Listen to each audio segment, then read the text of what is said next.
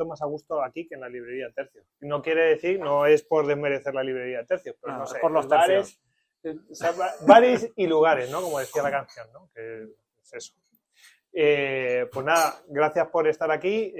Vamos a... Esto en realidad es como un ensayo de un podcast que vamos a tener que grabar. Es decir, como ya hemos empezado a hacer esto, pues bueno, pues nos ponemos... No se llama a la gente ensayo antes de empezar. No, pero bueno, vamos a ver qué tal sale, ¿no? Y además hay un montón de cosas que van a, durante la charla, que van a quedar así colgando, en plan de, bueno, esto obviamente no se va a resolver, unos dicen una cosa, otros dicen otra cosa, y bueno, la idea es que vosotros se os quede aquello en la cabeza para que os forméis opinión de realmente cómo fueron las cosas. ¿Cómo fueron las cosas? Pues yo creo que eso no se va a resolver nunca. Bueno, algunas, otras sí. Algunas sí, pero otras pues no. Así que, bueno, pues vamos a empezar y vamos a empezar con un fragmento de una carta. Yo tenía una promesa pendiente, María José. Ya sabes que había que traer alguna de las cartas de Rommel. Digo, vamos a hacerlo desde el principio que luego se nos pase. Aunque alguna más pondremos al final.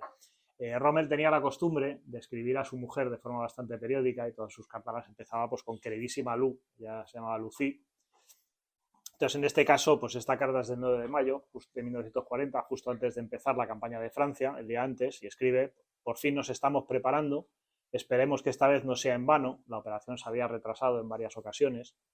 Por los periódicos te irás enterando de lo que ocurra en los próximos días. No te preocupes, todo saldrá perfectamente. También trasluce un poco la confianza del personaje, ¿no? Era la primera vez desde la Primera Guerra Mundial que Rommel mandaba tropas en combate. Hasta entonces no había participado en la guerra en esta cualidad. Y además mandaba tropas acorazadas, que Rommel hasta entonces había sido un oficial de infantería. Es decir, sabía de las tropas acorazadas lo que el carácter le decía y lo que había podido leer. Bueno, empezamos... Sí, bueno, el mito, ¿no?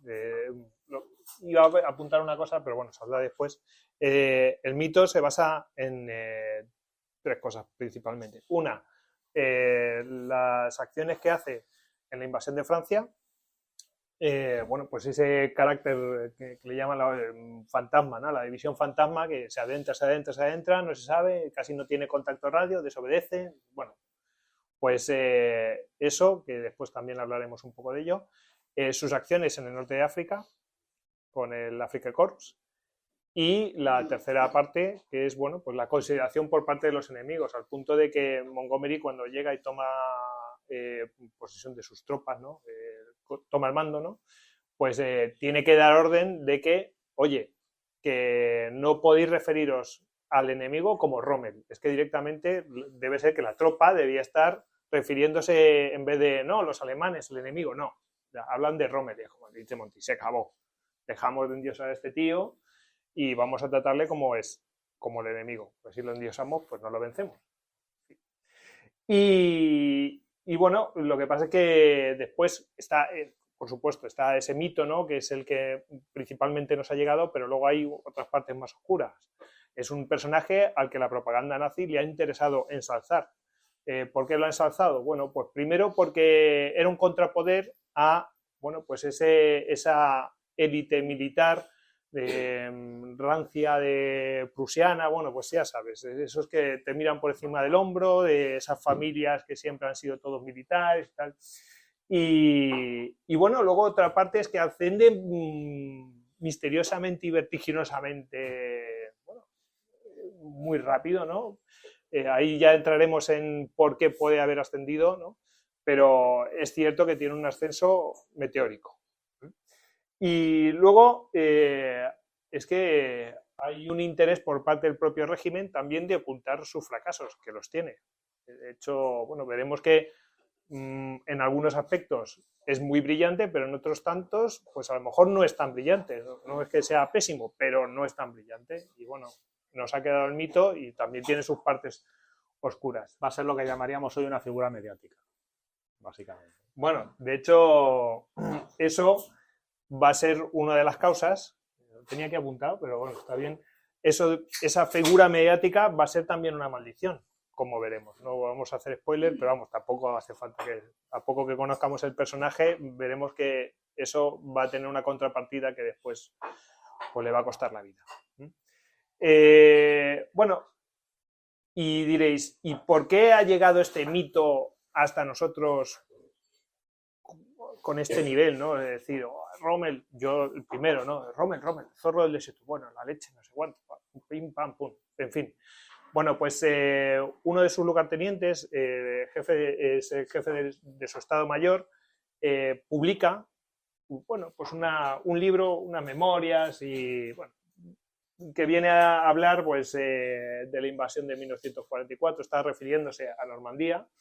Y el libro es Invasión 1944, Rommel y la campaña de Normandía. Me estaba comentando fuera del micrófono, allá afuera me estaba diciendo, es que este tío no estuvo prácticamente allí en Normandía ni estuvo acompañando a Rommel. Y entonces, ¿por qué escribe eso este señor? Bueno, digamos que el misterio de Speidel empieza a trabajar con Rommel muy tarde, en marzo del 44. Hasta entonces su jefe de Estado Mayor había sido el general Gause. Y Speidel pues estuvo bastante, no del todo, pero bastante metido en los círculos de la conspiración contra Hitler. Y el libro, si lo habéis leído, se ha publicado en español, veréis que habla sobre todo de la conspiración y de cómo él servía de canal entre Rommel y los conspiradores. Es decir, mete a Rommel en la conspiración, pero se nota mucho que se está reivindicando a sí mismo. Bueno, esto hay que enmarcarlo, esto es muy importante lo que está contando él, porque hay que enmarcarlo en cuándo se publica. Se está publicando en 1950 ese libro y en 1950 están pasando muchas cosas en Europa, ¿vale? Y en el mundo.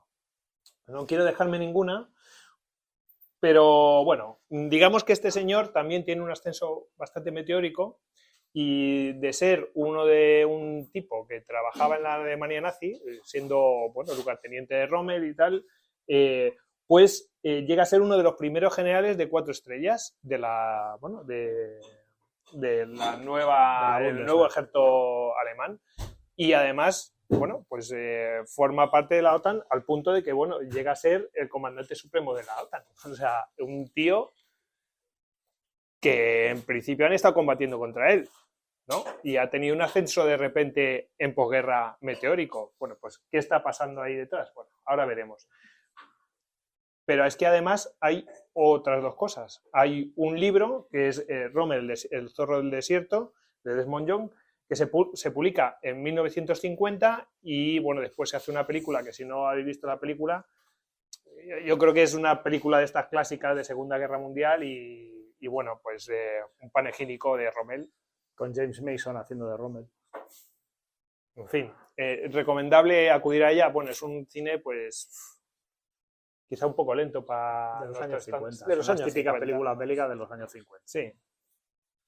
No te creas que Patton es mucho más rápido, ¿verdad? Va muy a ese ritmo.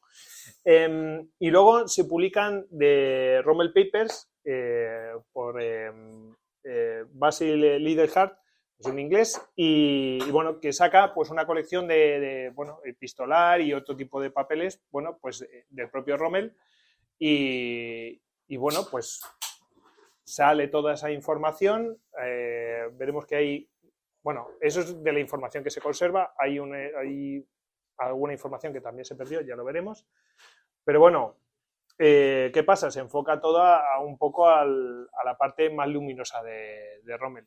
Ahora mismo eso sería un poco impensable, ¿no? Publicarías todo, ¿no? Ahí en plan de... Claro, digamos que a partir de, precisamente lo que estaba comentando Goyo, a partir del inicio de la Guerra Fría y los primeros conflictos este-oeste, lo que pasa es que para los occidentales los únicos que han combatido contra los soviéticos son los alemanes. Entonces enseguida se vuelven gente muy interesante, ¿no? Porque se supone que saben combatir al ejército rojo. Esto hace que personajes que ya habían tenido fama en el mundo occidental durante la guerra, como el general Rommel, pues cobre mucho interés. Y cuando además hay biógrafos pues autorizados, como por ejemplo Liddell-Hart, que empiezan a trabajar con su documentación, Liddell-Hart, que había sido un teórico de la guerra acorazada antes de la Segunda Guerra Mundial y que era bastante conocido, pues la fama de Rommel ascendió como la espuma y se convirtió en este personaje mítico que conocemos hoy en día y al que vamos a intentar tirarle unas cuantas pedradas a lo largo de la tarde, ¿no?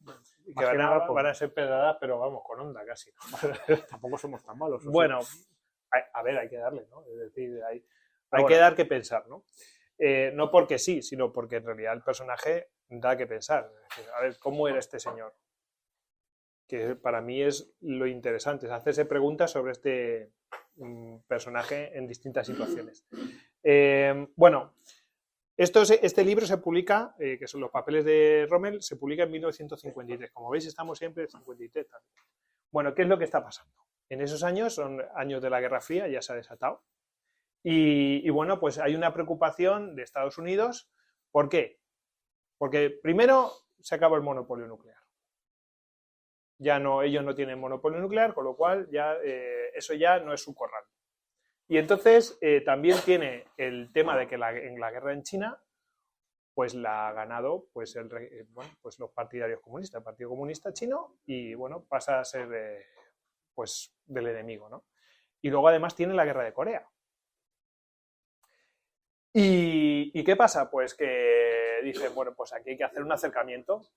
Hay que hacer un acercamiento pues como decía antes Javier, hay que hacer un acercamiento a esta gente que ya ha estado combatiendo a esta gente y sobre todo hay que apuntarle a Europa. Aquí no podemos estar nosotros enfrentándonos a todos y aquí hay que defenderse. Esto además voy a comentar un par de cosas. A ver, ese acercamiento va a buscar, lo primero es que nos vamos a acercar a unos tíos que han creado, pues lo que han creado, una guerra y genocidio y tal igual. Bueno, pues vamos a dar una imagen de la Wehrmacht limpia, ¿no? Ese ejército alemán hay que limpiarlo. ¿Veis por dónde van las cosas? Es decir, van a salir publicaciones, no sé qué, en los guantos y la intención es que hay que dar esa imagen. Van a entrar antiguos generales, ya lo hemos visto, y tanto que entran, bueno, llegan a ser jefes supremos de la OTAN, en fin. Y luego van a dar paso, porque esto es impensable, por ejemplo, creo que Guderian estaba detenido, estaba en Estados Unidos, si no me equivoco, cuando publica sus memorias, es decir, a ver, vamos a ver, este señor está detenido y está publicando sus memorias, ¿qué hace? O sea, se lo están permitiendo, ¿no? Sí, ahí hubo un boom de lo que se han llamado ahora los memorialistas. Guderian, Manstein son los más conocidos, ¿no? Que escriben sus memorias y entonces dan una imagen de sí mismos muy limpia, de yo no tuve nada que ver con las barbaridades del régimen, yo solo era un general, yo solo obedecía órdenes, lo mío era lo militar. Y sobre todo, pues el trabajo se intenta montar todo el mito de la Wehrmacht limpia, como comenta Goyo, entre otras cosas, por medio de los propios generales alemanes capturados. Lo que hace el servicio histórico del ejército norteamericano es ponerlos todos a escribir lo que han hecho durante la guerra y los ponen bajo la dirección del general Franz Halder, que había sido jefe del Estado Mayor General hasta finales del 41, hasta septiembre del 41 exactamente. 42, no, 41. Porque se empezaban a cabrear porque iban lentos y digo, Halder fue, porque era muy pesimista. Sí, pero Halder, pues lo tengo que mirar exactamente. Pero vamos, como digo, los ponen bajo la dirección de Halder y Halder lo que hace es informarles a todos de que lo que hay que hacer es echar la culpa de todo a Hitler, ¿no? Es decir, la Wehrmacht, nosotros fuimos honestos, nosotros hicimos lo que teníamos que hacer, no cometimos ningún crimen. De hecho, Manstein en sus memorias, por ejemplo, dice que se negó a cumplir la orden de los comisarios, la orden de fusilar a todos los comisarios políticos que se capturaran, cuando hay constancia de que unidades bajo el mando de Manstein fusilaron comisarios alegremente sin ningún tipo de preocupación, ¿no? Pero bueno, surge todo esta... A mí me llama la atención porque vamos a echarle la culpa a Hitler, que es lo contrario que hacen en Japón. En Japón hacen lo contrario, es como, la culpa la tenían los generales, el emperador no. Es al revés. ¿Y quién está detrás de todo eso? Estados Unidos. Según interesa, pues una cosa u otra. En Japón tienen un personaje pues que puede dar estabilidad a ese Japón de posguerra que está patas arriba y dicen, pues aquí a tope, le eximimos de culpabilidad. Pues no sé, esto no venía en el guión, pero es una cosa que yo creo que es interesante, me ha venido a la cabeza y tal. Y me he saltado a decir que todos estos generales, por supuesto, habían jurado lealtad, no a Alemania, personal a Hitler. Ya lo veremos. También se publican las memorias de Manstein en 1955, las de Guderian en 1950. Y bueno, hay un aspecto que es también en este momento hay incipientes movimientos de Unión Europea, ¿vale? Y en estos momentos está la Comunidad Europea de Defensa, que es una cosa que a nosotros nos suena chino, pero que sí, en su momento, pues estaba sobre la mesa de tenerlo encima. Y eso no fraguó finalmente, pero sí, en esos momentos sí que estaba patente. Vamos a crear un ejército europeo unido. Tal. Eso al final no sale, pero ojo, claro, en ese ejército europeo, por supuesto, Alemania era, si no la principal, el segundo, vamos. Y bueno, por supuesto, la entrada de Alemania en la OTAN. ¿Sí? Todo esto lo explicamos esto no venía en el guión pero lo he añadido yo, lo explicamos en el Listocast 265 que publicé hace poquito y sobre la Unión Europea, y entonces todo este contexto está ahí todo indicado, ¿vale? Bueno, pues nada, vamos a ver un poco la vida de Rommel, pero que sepáis que ese mito viene de las necesidades que hay en la Guerra Fría, ¿vale? Entonces, nace el 12 de noviembre de 1891. Los nombres de los lugares alemanes me vais a perdonar, pero yo no nací en Baviera, ¿vale? Heidenheim, en el estado de Württemberg, y bueno, su padre había participado en el arma artillera en la guerra franco-prusiana, pero en realidad él no era militar de carrera, él era pues un maestro de escuela, de matemáticas concretamente, igual que lo había sido el abuelo de Rommel, es decir, el padre de Rommel, también maestro de escuela y de matemáticas. Así que Rommel no provenía de una familia súper acomodada, más bien de tipo humilde, y desde luego no provenía de una clase militar. Esto es importante porque bueno, pues, va a tener consecuencias, digamos que estos que sí que provenían de esa clase militar, pues no lo veían bien, le miraban por encima del hombro, bueno, pues un montón de cosas. Él va a elegir la carrera militar y va a intentar entrar en la caballería. Primero creo que era en la artillería, no hay sitio. En caballería, no hay sitio. En infantería, ahí sí hay sitio. ¿Por qué? Porque, claro, no está recomendado porque no provenía pues, de esa clase militar, ¿no? Por decirlo de alguna manera.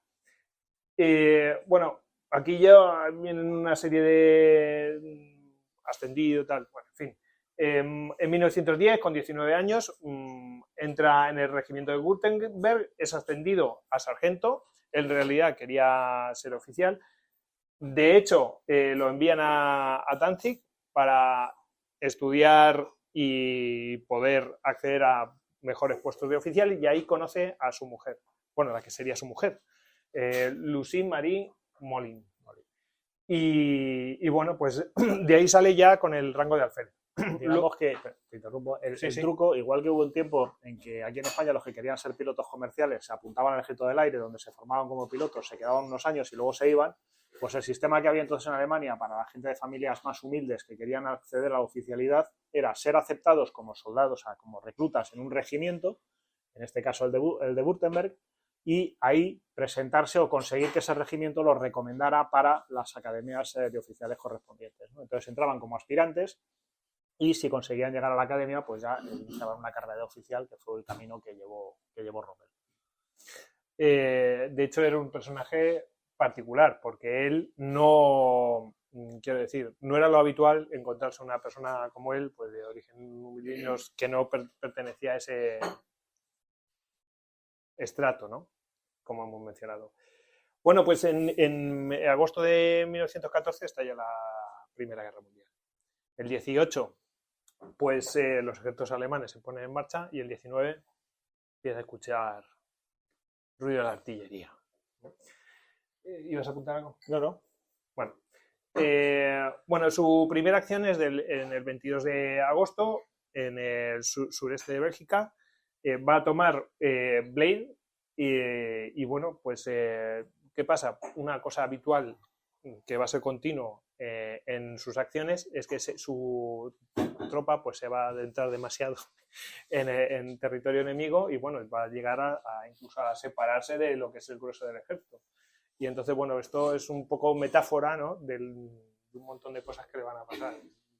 Está él haciendo siempre las mismas cosas, o en persona o con sus tropas. Sí, hablaremos, digamos que un poco vamos a hablar de Rommel a tres niveles, ¿no? Como táctico, como operador y como estratega, que son un poco los tres niveles de los tres escalones de mando en los que actuó durante las dos guerras mundiales. Así rápidamente, para los que no lo tengáis menos claro o para refrescarlo, el nivel táctico es el de las pequeñas unidades, el de los combates sobre el terreno. Depende de la época y de los ejércitos, pero bueno, podemos estar hablando hasta una brigada, un regimiento. En el caso de Rommel, en la Primera Guerra Mundial actuará como táctico, fundamentalmente como jefe de compañía y batallón. El nivel operativo es un escalafón mayor, estamos hablando de frentes más amplios. Casi se le parece, empieza a ser operativo por su actuación en Francia al frente de una división y sobre todo lo es su actuación en el norte de África pues al frente de todas las fuerzas alemanas, ¿no? Y el nivel estratégico, que es el más amplio de todos, es el de los grandes frentes de guerra, tiene también un componente político.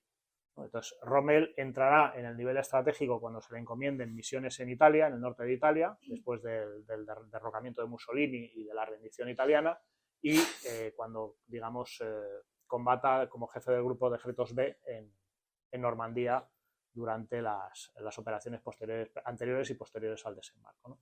Iremos viendo un poco cómo Rommel va a ser el mismo Rommel y entonces va a pasar de ser un excelente táctico a un pésimo estratega y además un operador bastante malo en algunos aspectos. Es deciros que he hecho como Rommel. Me ha adentrado más allá de lo que me tocaba. De hecho, iba así como un becerro y en realidad esta parte, pues la parte que sería meramente militar, pues nos hemos repartido y le toca a Javier continuar. Bueno, yo os cuento un poco la Primera Guerra Mundial, sobre todo muy rápido, porque va a ser una sucesión de campañas de pequeñas unidades. De todos modos, en la diapositiva vais teniendo los momentos más importantes y la edad que tenía Rommel en ese momento, ¿vale? He intentado meter entre paréntesis la edad de Rommel porque, bueno, pues siempre es interesante saber cuánto de adolescente era el chaval cuando hizo según qué cosas. Y en la Primera Guerra Mundial, como veréis, pues 22 años cuando estalla, 26 cuando termina, pues era muy joven, ¿vale? Era muy joven y aún así pues tuvo mando en tropa y actuaciones bastante destacadas. La forma 20, 21 cuando conoce a su mujer, si no me equivoco. Sí. Otros tiempos. Un poco antes. Bueno, el caso es que Rommel como táctico va a demostrar muchísimas virtudes, va a demostrar mucho arrojo, mucha valentía, muy buen ojo con el terreno, es decir, es capaz enseguida de reconocer por dónde puede pasar, por dónde no puede pasar, mucha capacidad para tratar de sorprender al enemigo, no le importa actuar, o sea, efectuar todo tipo de ardides, de trampas, ahora comentaremos alguno, ¿no? Como decíamos antes, pues empieza combatiendo en Bélgica, en Blade, luego entra en Francia, en los Vosgos, y bueno, antes ha sido herido, ya recibe su primera herida en combate, ¿no? Que es un poco, bueno, pues el bautismo de todo militar en primera línea es hasta el día que te pegan el primer tiro. Tú fíjate, el 22 entra en combate por primera vez y el 24 es herido. Pero ¿cómo es herido? O sea, es que cómo es herido es muy llamativo. Se encuentra con 5 franceses y coge y va por ellos. O sea, se carga 2 de primeras y luego a los otros 3 le consiguen herir en la pierna, pero bueno, los pone en fuga.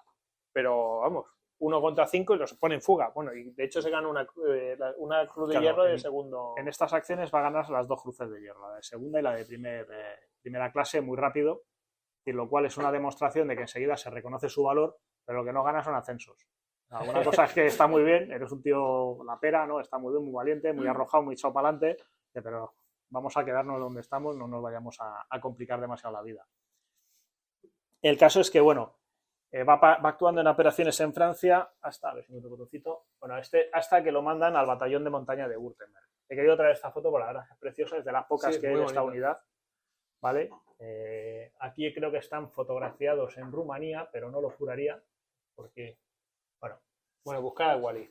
Es muy interesante, ¿no? Esta unidad se crea como una unidad específica de montaña, es decir, son lo equivalente a nuestros cazadores de montaña, que se van a ir creando en todos los ejércitos. Pues Rommel va a parar ahí. Rommel en su juventud, tiene 23 años la criatura, pero bueno, siempre se había interesado mucho por los deportes de montaña, por el esquí, por las marchas y todo eso, entonces, bueno, pues es un oficial ideal por su forma de operar para meterlo en el batallón de montaña de Württemberg. Y con el batallón de montaña de Württemberg lo mandan a combatir a Rumanía. Rumanía, en un momento dado, decide que les interesa entrar en guerra del lado de las potencias de la Entente, Francia, Inglaterra y Rusia, y atacar pues, a los austrohúngaros y a los alemanes un poco por sorpresa.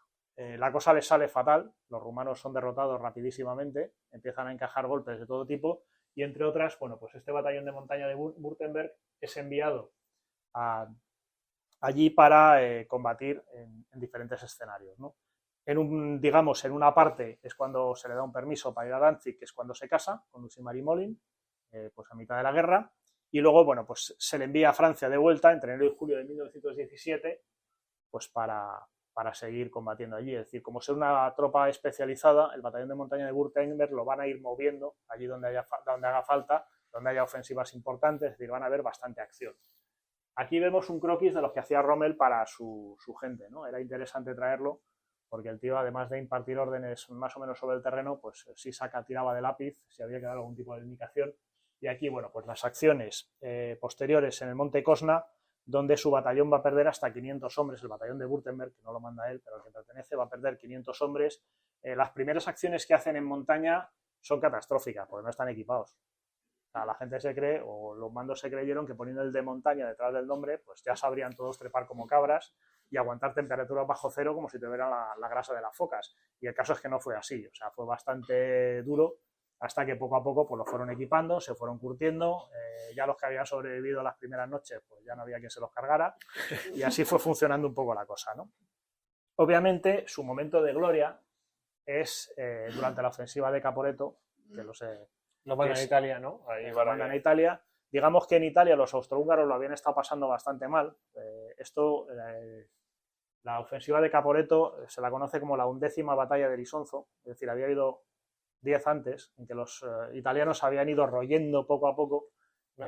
Una batalla que dura 2 años, si no me equivoco. Bueno, las batallas de Isonzo, que son una serie de ofensivas italianas, donde van rascando terreno, 3 kilómetros, 2 kilómetros, 5 kilómetros. O sea, es la guerra de trincheras, pero en la alta montaña, lo cual es una auténtica locura.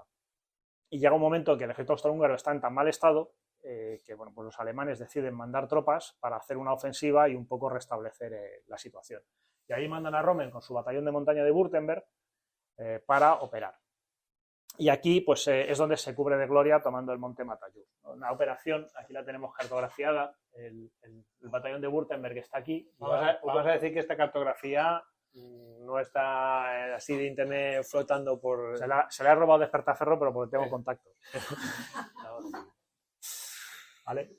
En lo que va a entrar es a flanco de... Bueno, aquí vemos lo que es el monte Matajur visto desde Caporetto, actualmente Covariz, ¿vale? O sea, la cuesta no es casi nada, es una montañita de estas de 10 minutos. Es verdad que Rommel operó por el otro lado, que la pendiente es un poco más suave, pero aún así estamos hablando de alta montaña. Pensé que ibas a decir peor. No. ¿Vale? Entonces, él lo que va a hacer es ir recorriendo el flanco de la montaña e irse posicionando colocando detrás de las posiciones que tienen los italianos para obligarlos a rendirse o para atacarlos por sorpresa, es lo que va a hacer siempre. Aquí va a demostrar otra de sus características, que es lo de ir un poco a su bola, ¿no? Es decir, en la primera noche ahí hay un regimiento de la Guardia Bávara que están actuando, digamos, en paralelo con los hombres del batallón de montaña. Y esa noche, pues el jefe del regimiento dice, bueno, pues para mañana te vas a poner a mis órdenes y vas a hacer una serie de descubiertas que yo te pido. Y Rommel le dice que no, que él depende de su jefe de batallón y que usted no es quien para darme órdenes. Así de claro. ¿Vale? El escalafón, ya si acaso lo discutiremos después. Y efectivamente lo que hace Rommel es ponerse en marcha lo antes posible, habla con Sprosser, que es su jefe de batallón. Espérate, se pone lo antes posible para no recibir órdenes. Exacto, para que...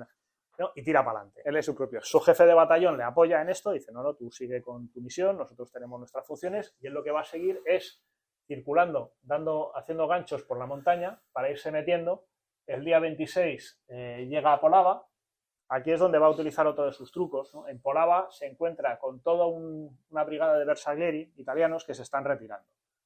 Y entonces lo que va a hacer cuando ve llegar tantísima gente es hacer como, oye, que me rindo tal y cual, o mejor rendiros vosotros porque estáis rodeados, en fin, acaba liándolos. Los bersaglieri al principio se ponen a disparar, pero él ha desplegado los pocos hombres que tiene. Vamos viendo que tiene 3 compañías, allá abajo tiene una compañía de infantería y una de ametralladoras. Tiene una cantidad de tropas realmente exigua, estaremos hablando de unos 250, 300 soldados. Y lo que hace es disparar de todos lados para obligar a la rendición de esta brigada de bersaglieri, ¿no? Se dice que durante la operación del Monte Matajur, Rommel capturó a unos 9.000 soldados italianos. Esto está muy bien, pero con 150 hombres ni capturas ni gestionas 9.000 prisioneros, ¿vale? Es decir, Rommel nunca estuvo solo, por mucho que él iba en vanguardia, detrás le iban siguiendo otras unidades, entre otros el regimiento bávaro, dichoso, ¿vale? Que fueron avanzando, otros destacamentos del propio batallón de montaña, es decir, se empieza a trabajar un poco ese mito y él la infantería ataca, Infanterie Greifhahn, más o menos, en alemán, que es su libro sobre la Primera Guerra Mundial, donde él saca una serie de enseñanzas y tal y cual, pues se echa mucho bombo, ¿vale? Aparte de decir que los italianos eran muy malos, pero esto ya va a ser una constante en la vida de Rommel, el tirar piedras a los italianos. Luego haremos un pequeño descargo, yo tengo que hacer un pequeño descargo de los italianos en algún momento. Él lo que hace es, bueno, pues estar en todas partes, ser el héroe del momento, ser el que mejor se mueve e ignorar bastante a las unidades que le acompañaban. Porque ese tío que, recordad, que le decía, no, te vas a poner tú bajo mi mando. Él no le hace ni caso y además, encima, tú te vas a tener que encargar de cubrir todo lo que yo vaya dejando atrás. Es una forma que tiene de operar que es bastante desagradable para los mandos superiores. De hecho, ya le había pasado en Francia un par de veces que se adentra tanto en las trincheras francesas que se tiene que volver porque realmente no le siguen y encima protesta, ¿no? Entonces, ahora hablaremos de todos modos del sistema de mando alemán que era bastante peculiar en este sentido. Precisamente el tercer día, que es el día 26 de octubre, empieza a ascender hacia el monte Matajur, allá abajo, allá a la izquierda, y a mitad de camino ya le da la orden de regresar. ¿Qué es lo que pasa?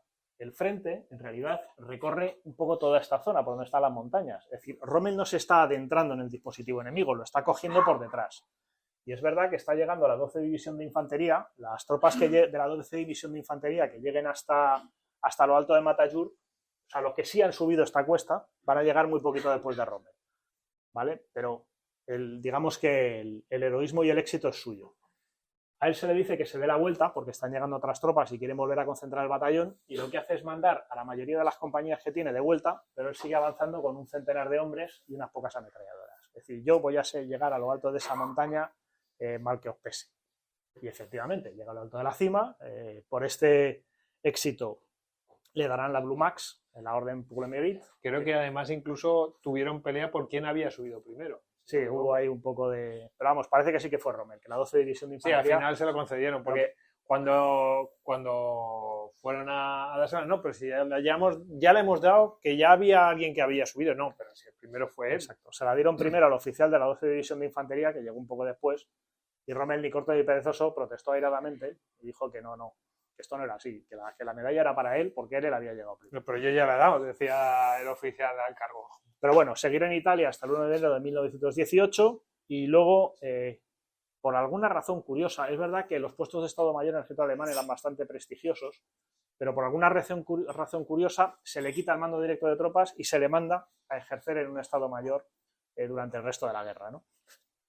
Concretamente en el de 64 Cuerpo de Ejército, allí en el frente francés. A lo mejor están un poco hartos del... Va a ser una constante, la verdad es que va a ser una constante.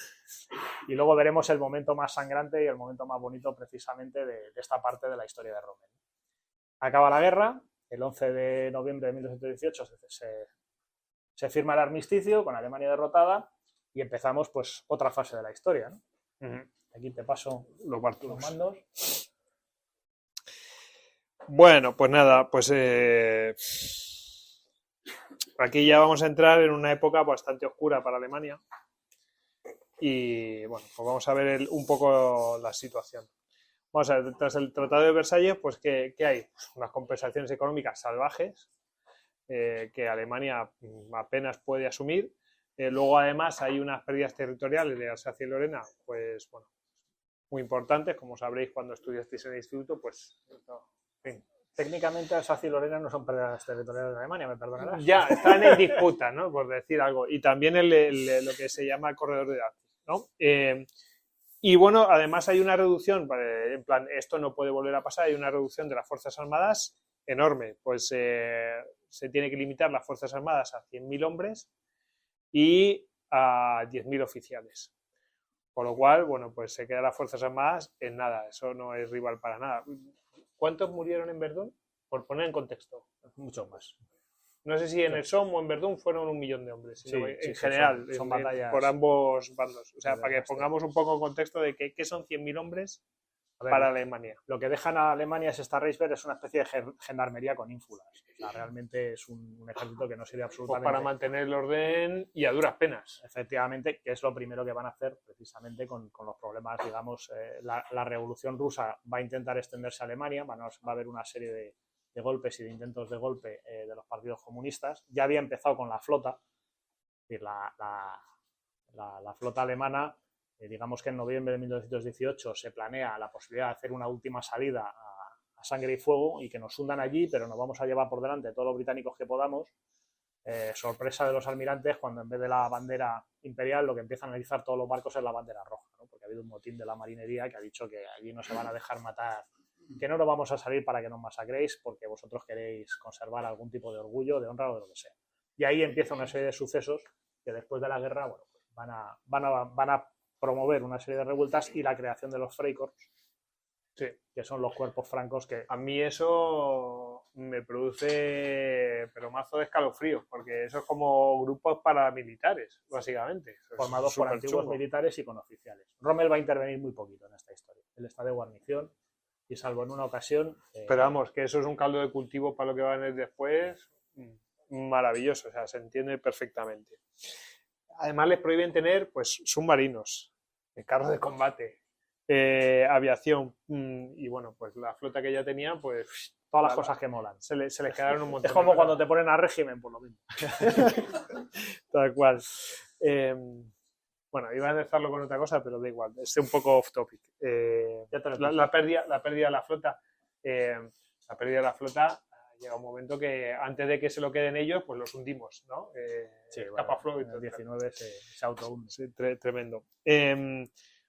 Bueno, pues aquí lo que hay también subyacente es el tema de la puñalada de espalda, ese mito que hay, pero bueno, es un sentimiento que algunos en Alemania pues albergan, desde luego, y dentro del ejército. Entonces, bueno, aquí, por traer algo que es un poquito de los últimos tiempos, hay un personaje que es Matthias Esberger, que es el que negocia, el que está al frente de esa negociación en el tratado, bueno, en el armisticio primero.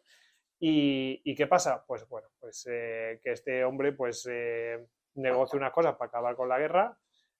Si habéis visto la película Sin novedad en el frente, la última. ¿Cómo se llama el actor? No me acuerdo, pero muy conocido. Daniel Brühl. Sí, Daniel Brühl. Bueno, pues es el que encarna a Daniel Brühl. Y bueno, pues este señor, que luego creo que al final de la guerra mencionan que se lo cargan. Sí, a ver, este señor, digamos que Alemania hasta el final, sobre todo los dos últimos años de la guerra, lo diré, está dominada por el ejército. Es decir, entre Hindenburg y Ludendorff no solo dirigen las operaciones militares, sino también la política interna alemana. Hasta que la guerra se ve perdida. Y entonces dejan que lleguen al poder los liberales. Y los liberales son los que se van a comer el marrón de firmar todo el armisticio, vamos, de reconocer la derrota. Y a partir de ahí va a haber una caza de liberales en Alemania que nos llevará al partido nazi en su momento. Y este señor, pues Matthias Esberger, acabará asesinado precisamente por su participación en la negociación y firma del armisticio, pues, si no me equivoco, en el 22. Sí, por un ultraderechista, si no me equivoco. Efectivamente. Entonces, o sea que las cosas dan tiempo complicados. Difíciles. Sí. Bueno, pues del tema de revolucionarios lo ha mencionado Javier. Rommel vuelve al 24º regimiento. He mirado a ver cómo se dice. De verdad que lo busco en Google. En plan no he tenido ocasión de decir esto. A finales de 1918. En el 19, pues se pone a cargo de una... Bueno, entra a trabajar en una compañía de seguridad. Friedrichshafen. En fin. Eso es una localidad que está sobre el lago Constanza. Pues ahí cerquita. Vale, en el sur de Baviera, que es el suroeste de Baviera, casi en la frontera con Suiza, el lago Constanza, en la orilla sur es Suiza. Bueno, luego además tendrá que mandar su propia compañía de operaciones para suprimir revueltas. De esto escribe muy poquito. No, de hecho, debe ser que no le gustó. En los papeles de Rommel no hay nada de este periodo. En fin. En Westfalia, esto es del oeste de Alemania. Y eso en 1920 y en 1929 pues entra como envían a Stuttgart al mando de la compañía, la 13ª, no, de una compañía en el 13º Regimiento de Infantería. Y luego en septiembre de 1929, pues es instructor en la Escuela de Infantería de Dresde. Luego en el 32 asciende a comandante, por fin, poco a poco. En fin, también hay que decir que tienen muy pocos hombres, tienen muy pocos oficiales, y sí es cierto que al mando alemán o al gobierno alemán sí que le interesa que por lo menos los que están tengan muy buena preparación y que sean capaces de hacer muchas cosas, ¿no? Digamos que el truco de la Reichswehr va a ser que cada oficial esté preparado para asumir un papel 1 o 2 escalones por encima del mando que tiene, ¿no? Es decir, un comandante, que en este caso sería el jefe de un batallón, andaría un poco a la altura del jefe de un batallón, que es lo que ya había mandado unidades equivalentes a un batallón durante la Primera Guerra Mundial, y han pasado 11 años desde entonces, hasta que le dan el rango oficial, pues tiene que ser capaz de mandar un regimiento o incluso una división, para hacernos una idea. Para, digamos, de cara a un desarrollo, una ampliación de las Fuerzas Armadas, pues que se pueda hacer mucho más deprisa porque ya tiene gente preparada para ocuparlo. Una cosa que nos hemos saltado de cuando hablamos de la Primera Guerra Mundial es que en varias situaciones, pues por otros compañeros, pues que están de permiso o lo que sea, y él se tiene que hacer cargo, pues de la tropa de los demás, y a lo mejor está haciendo el trabajo de 5. O sea, ya de repente tienes una suma de tropa que es interesante, y él es capaz de hacer eso teniendo un rango que no es ni para mandar uno de esos. En fin. Luego, bueno, pues eso, mando de batallón en el 33, y bueno, pues una cosa a destacar es que no participa en todos estos programas pues de armas nuevas ni nada de esto. Quiere decir que él de arma acorazada... Nada, como hemos dicho al principio, él es un oficial de infantería, y de hecho no interviene en todos los desarrollos que se están produciendo en ese momento, pues de creación de diseño de armas nuevas, de teorías nuevas, o toda la teoría acorazada. Él no tiene absolutamente nada que ver en su desarrollo.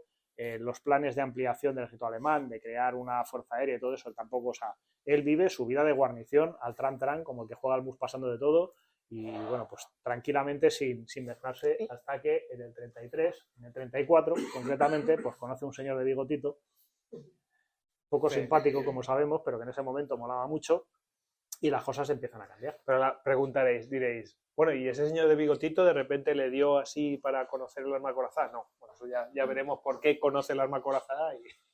En fin. Bueno, en el 33, Hitler, por poner un poco en contexto, Hitler es nombrado canciller. Eso en enero del 33. En febrero, el 22 de febrero del 33, se quema el Reichstag. Bueno, se quema. Ya sabéis. Lo que más se quema. Otra cosa es que lo que más se exactamente. De ahí después obtendrá poderes absolutos, y bueno, finalmente pues fueron otorgados por Hindenburg, y ya pasamos al 30 de junio del 34, que es la noche de los cuchillos largos. Entonces ahí Hitler lo que hace es deshacerse de toda esa gente interna y externa que le estorba, gente que le puede producir básicamente Goyo lo que hace es descabezar, bueno, eliminar a las SA. Las SA habían sido el grupo paramilitar del partido nazi, ¿vale? Es decir, eran las predecesoras de las SS. Las SS ya existían, pero un núcleo muy reducido, y las SA, dirigidas por Ernst Röhm, eran, digamos, la fuerza de choque.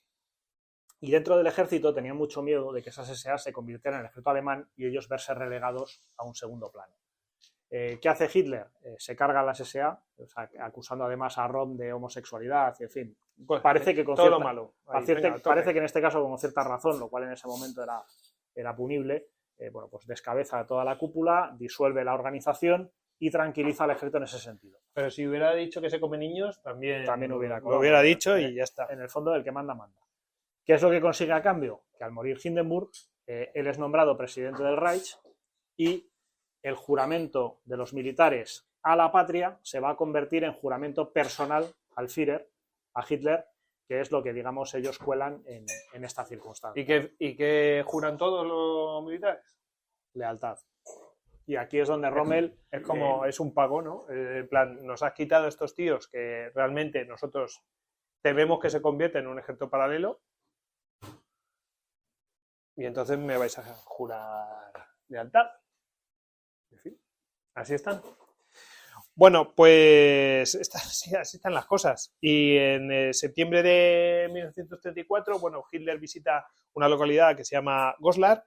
¿Y quién le escolta? El jefe de la escolta es Rommel. Entonces ahí ya se encuentran, por fin. Luego, él lo mandan de instructor a Potsdam, donde, claro, estando en Potsdam, pues empieza a tener una relación más estrecha, se van a encontrar más veces. Parece que fue amor al primer vistazo.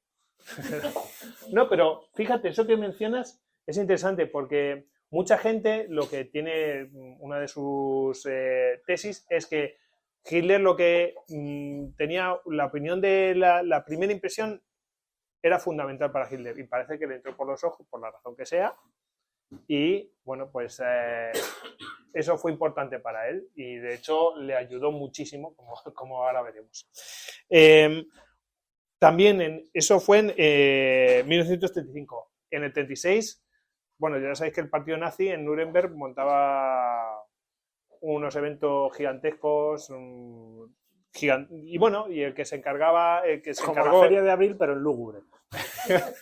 Bueno, sí, es tremendo. O sea, las imágenes es bastante terrorífico.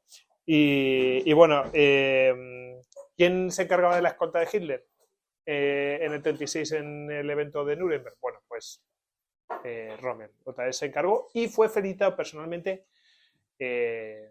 por ello, ¿no? Por qué bien lo has hecho en la escolta. Hay que decir que ahí hubo un rifirrafe, si no me equivoco, porque querían que las SS pues estuvieran alrededor de Hitler, no sé qué, y dijo, no, si yo me encargo de la escolta, me encargo yo y tal. Y al final, bueno, dijo Hitler, sí, te encargas tú y luego le felicitó. Es como, joder, como un reconocimiento bastante que hizo bien importante, claro. Y además, fíjate que sus tropas en realidad eran las SS y que le dijeran, oye, no, te vas a encargar tú, y es verdad, pues está reconociendo de, oye, tú eres alguien a quien aprecio, ¿no? Porque podía haber dicho, no, mis tropas de las SS y ya está, y no te tengo por qué felicitar ni nada. En fin, bueno, pues esta historia. Y además, bueno, aquí creo que le regala un ejemplar del Mein Kampf. Eso va a ser y firmado. Es un poquito más adelante. En fin. Es en el 40. Bueno, pues luego además, en el 37 publica Infantería de Ataque, es el libro Infantería Vale, otro detalle importante de ese libro, como decía, mete mucha caña a los italianos, habla mucho de la superioridad del soldado alemán y todo esto. Pero claro, hay que ver cuándo se publica. Se publica en 1937, en pleno auge del nazismo, en pleno desarrollo de la Wehrmacht, es decir, ya Alemania se está rearmando de forma oficial y pública. Claro, estos libros pues molan mucho, ¿no? Dentro de lo que es el sistema de régimen, hablar de lo buenos que son nuestros soldados, los superiores que somos, la paliza que les hemos pegado a los italianos, pues tiene mucho, a los italianos, a los franceses en el frente del oeste, es decir, todo esto tiene mucho tirón, ¿no? Y ahí Rommel, luego lo comentaremos el caso más sangriento, pero Rommel, además de ser sujeto de la propaganda del régimen, es un excelente propagandista de sí mismo. De hecho, las cartas de Rommel, lo más interesante del mundo sería leerlas tal y como las escribió y no tal y como se han publicado, porque probablemente tienen enmiendas a punta pala. Es decir, de la propia familia primero y del propio, digamos, editor de Wiederhall después, porque había que dar una imagen... Un blanqueamiento del personaje. Pero bueno, ya entraremos en el autobombo de... A ver, ¿os acordáis de la Guerra de las Galias? Pues un poco así, ¿no? Es que me ha recordado un poco a eso. En fin, el primer propagandista era Julio César, ¿no? Es así. Y al final, ¿qué queda? Pues lo que te cuenta Julio César, porque era lo único que había. Bueno, pues aquí no es que fuera lo único que había, pero claro, quien te publica... Es como si le fueran a leer, pero claro, como tú dices, es que no me van a leer las cartas y después publican lo que les sale de las narices. En fin. Bueno, pues en febrero de 1937 también, pues he nombrado oficial de enlace con el líder de la Hitlerjugend, que son la juventud hitleriana, Exacto. ¿no? Digamos que una de las preguntas que nos surge siempre en torno al personaje es si Rommel fue nazi o no fue nazi. Desde el punto de vista que tenemos hoy, donde un chaval que ve a un otro ejerciendo bullying no hace nada, automáticamente es cómplice, Rommel fue nazi, de libro. No se le conoce carné del partido, pero obviamente estuvo allí en todos los saraos, fue escolta de Hitler, por supuesto el Mein Kampf lo conocía todo el mundo, es decir, las ideas de Hitler no eran precisamente ningún secreto, y efectivamente junto a Baldur von Sirach se le, digamos, destaca para encargarse de la formación militar de las juventudes hitlerianas. Tiene un par de choques ahí. No se llevan bien, los dos se acusan mutuamente de pretender insistir en la formación militar antes que en la formación, digamos, pues moral y este tipo de cosas, pero según a quien escuche, pues según von Sirach, Rommel insistía mucho en lo militar, según Rommel era el otro, ¿no? El caso es que la cosa no va a salir bien, pero una vez más tiene contacto con personajes importantes del régimen y sobre todo con la ideología del régimen, ¿no? Desde el punto de vista de entonces, pues probablemente no fuera nazi en la medida en que, bueno, pues los oficiales del ejército eran apolíticos, esto era algo que Alemania había aprendido muy bien, no se metían en política para nada, con lo cual no tenían ideología y estas cosas las veían pasar como quien ve pasar el Manzanares, como si aquí no pasara nada, ¿no? Pero obviamente sí tuvo conocimiento de muchas de las cosas que pasaban en Alemania en ese momento, aunque solo fuera por su cercanía a Hitler y por su cercanía a los ideólogos del régimen. Hay una cosa que me llama la atención, que es que en general no se lleva bien con mucha gente, excepto con Hitler. Luego, además, también me llama la atención, siempre se ha comentado de que cuando era pequeño era muy apocado, un poco pequeñito, canijo y tal, y muy callado, no hablaba con nadie, y luego cuando ya entra en la adolescencia, pues cambia, y se convierte en la persona enérgica que siempre se ha hablado y tal igual. Pero sí que se ha mencionado varias veces que era un personaje pues que tenía todas esas taras que suelen tener los superdotados o gente pues que tiene altas capacidades y ese tipo de gente, ¿no? En fin, eso por enlazarlo un poco con personajes peculiares como Monty, ¿no? Que también se las traía, que tenía sus taritas y tal y cual. Era raro. Sí. Muy bien. Pues vale. Es ascendido a coronel el 1 de agosto del 37. En octubre del 38, bueno, pues Rommel manda la escolta de Hitler cuando ocupa los Sudetes. Todo esto está ya prolegómenos de la Segunda Guerra Mundial. Luego, en noviembre del 38, es enviado a dar clase al sur de Viena. No voy a mencionar este nombre, lo he intentado en casa, pero no, es que en fin, ahí estamos. Sí, Wiener Neustadt. Renuncio, mi mujer es traductora y hay cosas que no. En fin, de hecho es que he intentado decir Reichsberg y me ha costado. Bueno, la cuestión, en marzo de 1939, bueno, vuelve a mandar la escolta de Hitler en la ocupación de Checoslovaquia. No sé si hay algo que mencionar aquí, seguimos para adelante. Luego, en agosto del 39, es llamado a Berlín, donde se le informa, bueno, pues que estaba al mando del cuartel general de Hitler. Aquí ya es como que viene la guerra, ¿vale? Y luego, bueno, pues la campaña de Polonia ya no es la propia guerra mundial, porque todavía no se ha... Pero bueno, esa campaña ya es el detonante final. Y bueno, pues ahí va a ser el jefe de la escolta de Hitler. Y ahí él, que siempre había sido bastante crítico con Guderian y con sus postulados y sus tesis, pues se da cuenta de que, ostras, el arma corazada, esto es la bomba. Esto es lo que decíamos. Y bueno, este señor que se ha dedicado siempre a la infantería, de repente se ha vuelto famoso con el arma corazada. ¿Por qué? ¿Cuándo fue el cambio? Pues es en Polonia. En Polonia viaja mucho con Hitler por todos los frentes y entonces cuando ve operar las divisiones Panzer dice yo quiero una. Yo quiero una, y le da el abrazo a Hitler hasta que efectivamente Bueno, al final se la concede. hay gente que dice que bueno, que sí, que dice esto mola un montón, tal igual. Y entonces Hitler, o sea, esto son habladurías, ¿no? Pero Hitler le pregunta, ¿qué es lo que más deseas del mundo, no? O sea, que en plan de, pues, filosófico, ¿no? De ¿qué es lo que más te gustaría tener en el mundo? Y el tío dice, una división acorazada.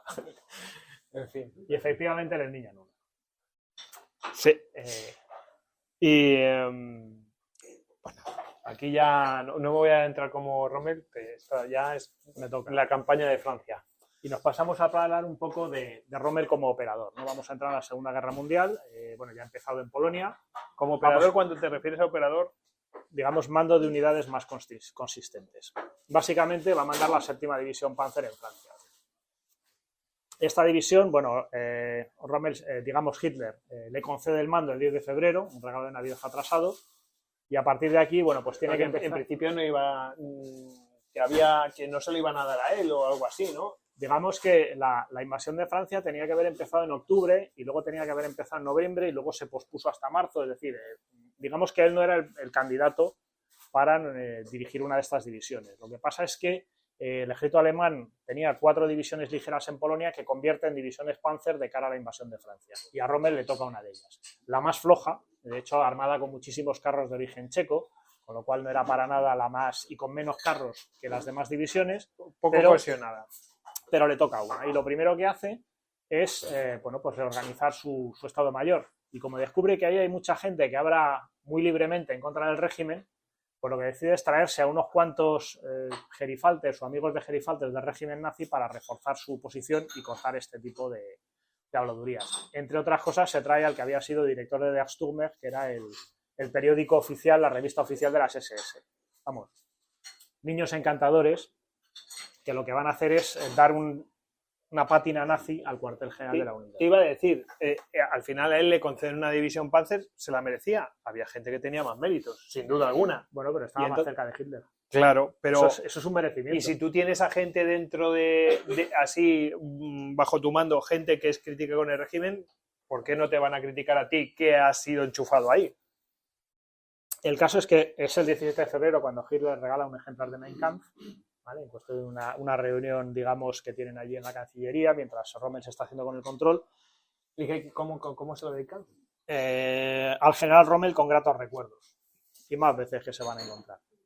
Y el caso es que, bueno, pues Rommel inicia la campaña de Francia ¿En qué fecha se inicia la campaña de Francia? La campaña de Francia empieza el 10 de mayo de 1940. O sea, que tiene 3-4 meses para hacerse con un arma que no conoce. La verdad eso es un mérito suyo. Lo hace bastante bien. A partir de aquí, Rommel va a desplegar una serie de romeladas, hemos puesto. O sea, su carácter va a poder con él y va a actuar, digamos, muy acorde a lo que había sido como jefe de pequeña unidad en la Primera Guerra Mundial. Aquí vemos un poco el recorrido de la división. No pasa por el sur de Dinant, pasa por encima. Y un poco, bueno, pues algunas de las actuaciones que forman parte del personaje y que digamos que no son, digamos, militarmente canónicas, ¿no? Entre otras cosas, a la hora de llegar a la altura del Mosa, que es el río, que es el primer obstáculo grande que van a tener que cruzar las divisiones Panzer, pues Rommel se encuentra con que no puede pasar, que la 5ª división Panzer, que es la que le sigue por la derecha, pues viene con cierto retraso, y entonces lo primero que hace es conseguir que le adjudiquen los pontones de la otra división para poder cruzar él. Vamos, que como ha llegado el otro tarde, ya los utilizo. Exacto. Vamos a empezar a tirar. Y también se va a hacer con uno de los regimientos de tanques de la otra división para seguir avanzando. Esto, pues, y se lo queda. No, luego le obligan a devolverlos. El vaya. juguete no es suyo y al final lo tiene que devolver. Pero bueno, él, de hecho, una de las polémicas es que se supone que Rommel fue el primero en cruzar el Mosa, pero en realidad los primeros blindados que cruzan el Mosa son los de la 5ª División Panzer y en ese momento se los acaban de devolver al comandante en jefe de la 5ª División Panzer. Lo que pasa es que Rommel, bueno, pues cuando dicen que él es el primero en cruzar, ¿para qué los vamos a desengañar, ¿no? Es decir, oye, si están tan convencidos y a mí me viene bien, pues ¿para qué vamos a andar tocando las narices con este tipo de cosas? Como digo, pues si hay que mentir un poco y quedamos bien, pues tiramos para adelante. Además, se comporta durante la campaña de Francia como jefe de un grupo de asalto. Es decir, lo mismo que había hecho durante la Primera Guerra Mundial lo hace durante la Segunda al frente de una división. Y en infantería y en acorazado. Exacto. Él se pone en vanguardia con lo más granado de su unidad y tira para adelante. Tira para adelante hasta el punto de que va a llegar a perder el contacto radio. Es verdad que las radios de la época no eran maravillosas, pero bueno, va a llegar a perder el contacto radio con el cuartel general de su unidad. Tampoco es que tuviera mucho, es decir, que a veces hablaba lo justo y el corto, y fuera. En parte para que no lo paren, o sea, en parte para que no le lleguen las órdenes, pero en parte digamos que estamos, bueno, pues como jefe de división, no está ejerciendo la responsabilidad de mandar la totalidad de la unidad que tiene bajo su mando. ¿Habéis visto la peli Maverick? Que te encanta a ti, por cierto. Sí, sí, le tengo un cariño feroz. Bueno, pues hay un momento en que el tío está volando y le dice, oye, vuelve y aterriza. Y el otro, se corta. Pues yo creo que un poco así hacía también este hombre. ¿Vale? Además, arriesga la vida, es decir, él no es que vaya con la vanguardia de su unidad, sino que es el primero de su unidad con su blindado de mando, lo cual, pues estamos en la misma, ¿no? Cuando una unidad de combate pierde a su jefe de golpe durante la acción, pues siempre se produce un vacío que puede ser tremendamente peligroso y menos en una operación de este tipo. Vamos a decir las cosas como es. Irresponsable. Es irresponsable ese tipo de actuación. A ver, esto se basa también.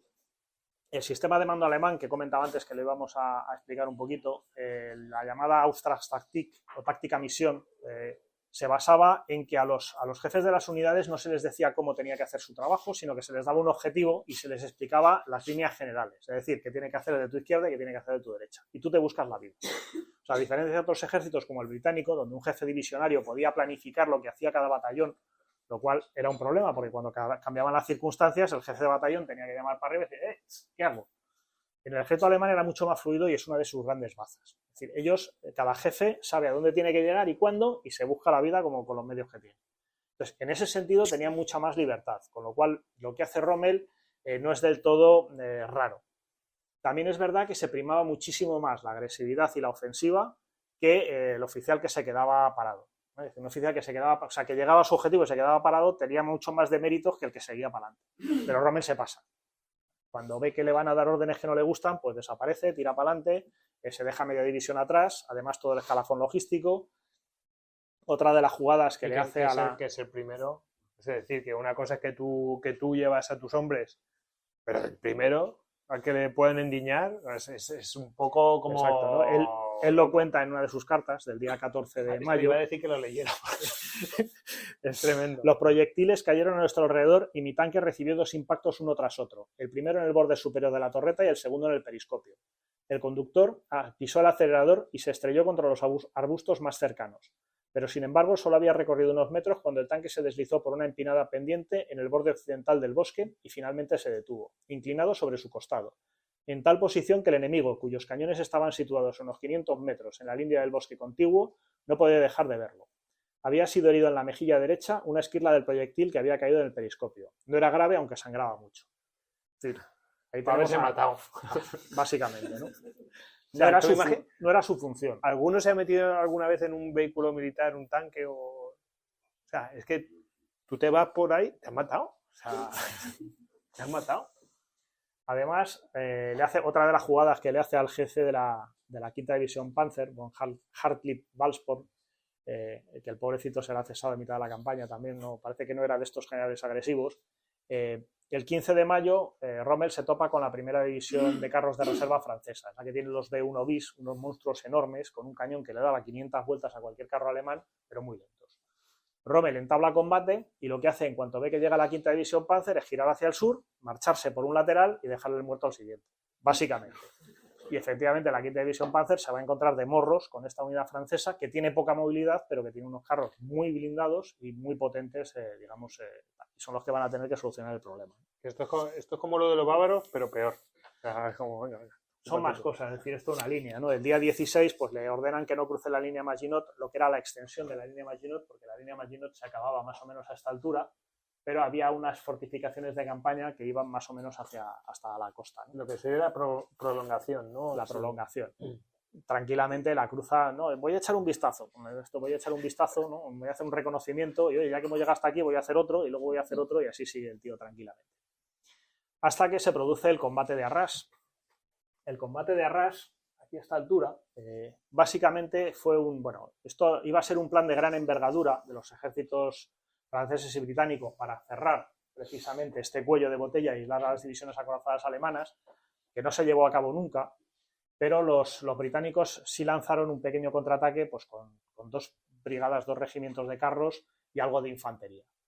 ¿Qué hace Rommel? Hombre, primero es un impacto, porque los carros que tienen los británicos también están muy acorazados y están mejor armados que la mayoría de los carros alemanes. Pero Rommel consigue contener, es verdad que con mucho arrojo y mucha valentía, este ataque, y lo convierte en una especie de amenaza terrible. Es decir, mira, fíjate lo que he parado, que nos podían haber cerrado el Goyet.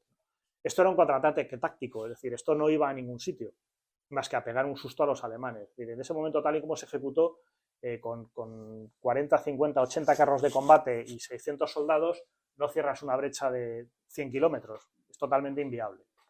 Lo que pasa es que Rommel le da tanto bombo a la cosa que lo siguiente que hace Hitler es ordenar a las divisiones Panzer que se paren. Claro, esto sienta bastante mal. Y además, después de la guerra, lo que va a publicar, lo que va a hacer es un álbum de fotografías. A Rommel le gustaba mucho la fotografía, iba con su cámara a todas partes. Publica, realiza un álbum de fotografías que regala a Hitler sobre lo que ha sucedido en Arras y explicándole otra vez lo bueno que ha sido, fíjate, joder, casi que os he salvado la papeleta a todos. O sea, no os lo imagináis. En realidad lo que ha hecho es echar a perder una ocasión. Claro, aquí efectivamente todo esto va a tener una serie de rebotes, las paradas de los Panzer van a permitir en parte que las tropas británicas y parte de las francesas escapen por Dunkerque. Es decir, va a actuar de una forma bastante, autopropagandística y con poca visión de lo que es el general de la campaña, ¿no? Que es uno de los grandes problemas que va a tener también en África. Ha dicho que es aficionado a la fotografía. Echarle un vistazo a fotos de Rommel, que va siempre con la foto colgando, o sea, con la cámara, como si fuera un japonés, pues lo mismo. Y aquí sucede una cosa muy curiosa. Acaba la campaña francesa, él acaba en la segunda fase, va a capturar toda una división británica, es decir, añadimos más laureles a los que ya tenemos, todo es maravilloso y tal y tal. Acaba la campaña de Francia y por cosas que van sucediendo a lo largo de finales de 1940 hasta febrero del 41, pues Alemania se ve obligada a intervenir en el norte de África. En el norte de África, donde los italianos se han llevado una paliza descomunal de los británicos, están en franca retirada y lo que había sido una guerra paralela hasta entonces, es decir, Hitler y Mussolini eran aliados, pero cada uno hacía la guerra por su cuenta. ¿Vale? Es decir, yo con mis tropas me voy a hacer la guerra por aquí y por allí y tú con las tuyas lo que te parezca. Hasta que Mussolini se ve obligado a pedir ayuda a Hitler y se acaba la guerra paralela. Y Hitler necesita un oficial para mandar al norte de África y elige a Rommel. Aquí tenemos una lista de los comandantes de las divisiones Panzer. Todos los que están en rojo participaron en la campaña rusa, ¿vale? En la gran campaña que están preparando los alemanes. Nada más terminar en septiembre ya se está hablando de invadir la Unión Soviética. En la gran campaña que están preparando los alemanes participan todos estos oficiales. Von Boine-Burlensfeld y Waldsporn son los únicos que son enviados a la reserva, que no han dado la talla. Incluso 2 de ellos se les pone al mando, a Kempf y a Lemmelsen se les pone al mando de cuerpos de ejércitos motorizados. Y a Rommel, que es el tipo raro, lo mandan a África. A África, que no nos equivoquemos, en ese momento es un escenario totalmente secundario. En lo que está volcado el ejército alemán es en la invasión de la Unión Soviética. Y a Rommel, que es donde va a conseguir sus laureles y se va a hacer súper famoso y va a ser súper chulo, pero en realidad lo que hacen es pegarle una patada a una escena, a ir allí con los italianos, ¿vale? A hacer lo que tengas que hacer. Y además lo mandan en lo que inicialmente es un Sperrband, es decir, un destacamento de bloqueo. Lo único que tiene que hacer Rommel es parar a los británicos ahí y que no sirva. Nada de atacar, ni de hacer chorradas, ni de subirnos al autobombo otra vez. Tú vas ahí a pararlos y luego ya, según cómo se vayan desarrollando las cosas, pues vamos mandando más tropas y ya nos planteamos retomar la ofensiva. Es decir, que según estaba planificado, él no iba a estar en el teatro principal, no iba a estar en todo el meollo, en el partido bueno, el importante, sino que iba a estar en una cosa que no tenía importancia y que lo único que tenía que hacer era estarse quietecito. Claro, lo cual nos da una cierta idea de lo que opinaba probablemente el resto del alto mando alemán sobre el caballero, ¿no? Todas estas cosas no habían pasado desapercibidas, su actitud durante la campaña de Francia, la forma en que tenía que comportarse, y pues alguien debió sugerir a Hitler que Rommel era ideal para mandarlo a África, y Hitler, como lo quería mucho, y venga, va. La verdad es que viéndolo así, poneros en el lugar de Hitler, ¿no? Luego os laváis y todo esto, pero pensadlo, es decir, ¿lo hubierais mandado a África? Yo creo que no, yo lo hubiera mandado a la reserva o yo que sé, a pintar. No, a lo mejor es más problemático la reserva y mándalo fuera, En África, lejos. En África, ¿Qué es lo en más África, lejos? bueno, muy rápidamente, la campaña de África es lo que se llama una guerra pendular, ¿no? En verde tenemos la primera ofensiva italiana, más o menos en la zona geográfica que ocupó, contraataque británico, primera ofensiva de Rommel hasta Tobruk y la frontera egipcia. Fijaos todo el avance, ¿eh? O sea, las flechas indican el avance, es que... Contraataque británico, segundos ataques de Rommel, primero hasta la línea de Gazala y después hasta el Alamein, no voy a insistir mucho en esto, y retirada, corre que te corre hasta Túnez, ¿no? Esto va a llevar más o menos pues 2 años. Rommel llega a Italia en una posición un tanto complicada. ¿Por qué? Porque en teoría está subordinado al alto mando italiano, general Roata, que es el comando supremo en Roma, y su representante, que es el general Garibaldi, que es el comandante en jefe en Libia y tiene su sede en Trípoli. Y les tiene que obedecer. Pero a su vez tiene la obligación de cumplir órdenes del Alto Estado Mayor alemán y sobre todo de informar si se le encomienda cualquier misión que pueda suponer un desdoro o una masacre de tropas alemanas. Con lo cual lo dejan ahí en una especie de limbo. Haz lo que te diga mamá, pero si no te gusta me llamas. Pues ya le hemos liado. Porque claro, Rommel, con el carácter que tenía, tiró del teléfono en el minuto 0, porque aquello no le gusta. Sí, además está en un terreno como un poco ambiguo, ¿no? Además, nada más llegar a Trípoli, pues Garibaldi puso todas las fuerzas móviles italianas, entre otros la 132 División Ariete, del general Baldassare, bajo el mando de Rommel. Con lo cual tenemos una empanada absolutamente descomunal, donde Rommel lo que va a hacer es, pues yo a lo mío, me voy a tirar, y de hecho la primera ofensiva de Rommel es otra de sus jugadas maravillosas, ¿no? Es decir, él lo que va a hacer enseguida es volver a ponerse en marcha, se salta la cadena de mando, ve que los británicos son débiles y decide tirarse a por ellos. Hay una circunstancia bastante curiosa, y es que en un momento de esto recibe la visita de von Paulus, el de Stalingrado, pero todavía no la habían cogido los rusos, y Rommel le empieza a decir que no entiende por qué los alemanes han intervenido en los Balcanes cuando todas esas tropas le hubieran venido muchísimo mejor en el norte de África. Esto lo que nos da a entender es que Rommel, además, nadie le había contado de lo que se estaba preparando en la Unión Soviética. O sea, estaba completamente inalvis, con lo cual era feliz como una perdiz, porque fíjate, el único mando en combate que tenemos en toda Alemania y me lo han encomendado a mí. ¿Vale? Y Juan Pablo debía estar diciendo, ¿y este infeliz? Pues aquí tenemos un poco, como digo, una posición tanto extraña. Además, esta misión de bloqueo. Claro, empieza otra vez lo que no tiene que hacer un jefe de cuerpo de ejército. Es decir, en ese momento Rommel tiene un mando mucho más importante y volvemos primero a riesgo de su vida de forma un poco innecesaria. Es decir, él en su Storch, en su avioncito, pues lo que va a hacer es pasearse por el frente, arriesgándose a aterrizar donde sea. Es decir, otra vez volvemos un poco con su juego. Además, tiene falta de claridad en los objetivos. Es decir, Rommel, de entrada, lo que anuncia a todo el que quiera oírle es que él va a llegar hasta el Cairo. Dice, yo me voy para el Cairo. O sea, de tener una misión de bloquear a los británicos, él automáticamente ya se lanza, decide que se va a lanzar hacia el Cairo cuando tenga ocasión. Además, demuestra que como logístico es absolutamente nefasto. ¿Cuál es el gran problema de Rommel? El gran problema de Rommel es Malta, que es lo que podemos ver aquí. Es decir, toda su cadena logística, toda su línea logística tiene encima una isla controlada por los británicos, donde hay unas fuerzas navales, básicamente submarinos y unidades ligeras, destructores y corbetas, y una mínima fuerza aérea. Además, sabemos que los británicos, esto no lo sabía Rommel, pero sabemos que los británicos eran capaces de leer literalmente las transmisiones alemanas, con lo cual todo eso era muy fácil. Bastaba con saber cuándo salían los convoyes desde Nápoles o desde Atenas e interceptarlos. Claro, Rommel no es capaz de darse cuenta de que él no tiene cadena logística. Cuando está pidiendo más tropas para el norte de África, lo que está pidiendo es más gente para matarla de hambre. O sea, no tiene más combustible. ¿De qué te sirven muchos soldados si no tienes balas para todos o no tienes combustibles para moverlos? Además, es una circunstancia donde su puerto principal es Trípoli y todo se tiene que trasladar por carretera. Que llega un momento en que el camión gasta tanto combustible en llevar las bidones de combustible hasta el frente que ya no te merece la pena.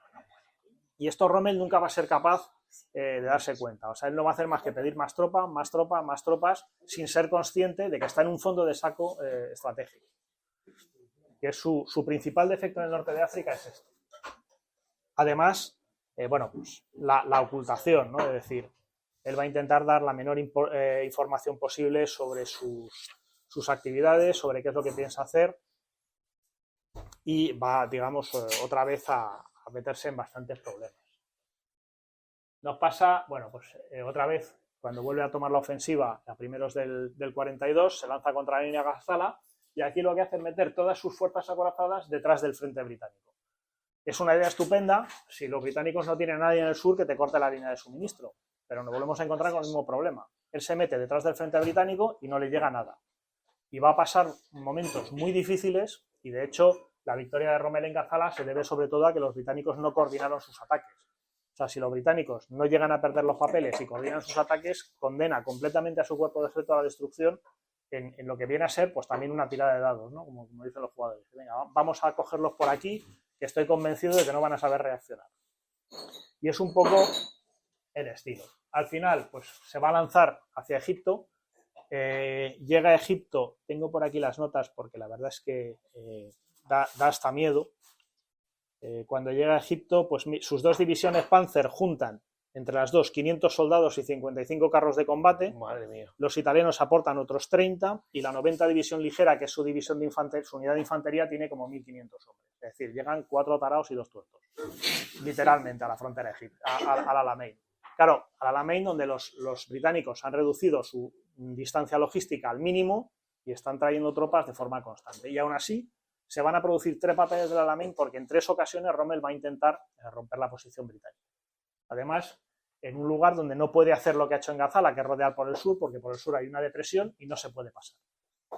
Y esto, pues se va a desgastar completamente y empieza un poco la fase de decepción y desmoralización, ¿no? Porque no le llegan recursos, porque allí no pasa, porque ve que los británicos se van reforzando. Como date cuenta, amigo. Y porque además, cuando él plantea la necesidad de retirarse, ahí ya se topa con la primera negativa de Hitler. Hitler, que siempre había dicho que sí a todo. ¿Qué quieres? ¿Una división Panzer? Toma. ¿Un cuerpo de ejército? Venga, uno entero para ti. ¿Qué más quieres? Medallas, ascensos, lo que tú quieras. A raíz de la batalla de Gazala, si no me acuerdo mal, y la conquista de Tobruk, se le va a nombrar mariscal de campo. Vamos, ya no lo pueden ascender más. Pero aún así, pues ahí empieza el desencanto, ¿no? Cuando Hitler dice, no retiramos. ¿No te parece que él en ese momento no era consciente? O sea, a ver, desde la soberbia que hablo yo sentado en un banco así, ¿no? Pero, joder, o sea, tienes una línea de suministros que está estiradísima.